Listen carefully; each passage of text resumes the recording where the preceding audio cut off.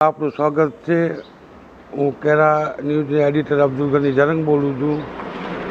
અમે ઘણા વખત રજૂઆત કરવા છતાં અહીં કોઈ સફાઈ થતી નહોતી। અહીં આ વરસાદની અંદર માટી કાંકરી બધું આવતું હતું, પણ પંચાયતે સફાઈ ન કરી। પણ અમારા આ ભાઈઓ છે એ લોકોએ સફાઈ કરી છે। જુઓ,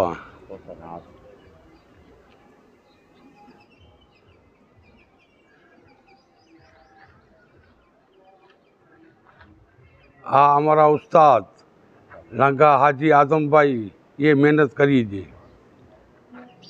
આ મસ્જિદ પાસેનો ઇલાકો છે, બસ સ્ટેશન પાછળ।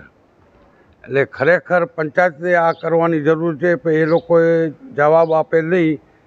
એટલે આ બધા ભાઈઓ બે ત્રણ જણા ભેગા થઈ સાબાન ને બધા ભેગા થઈને આ બધું સફાઈ કરેલ છે।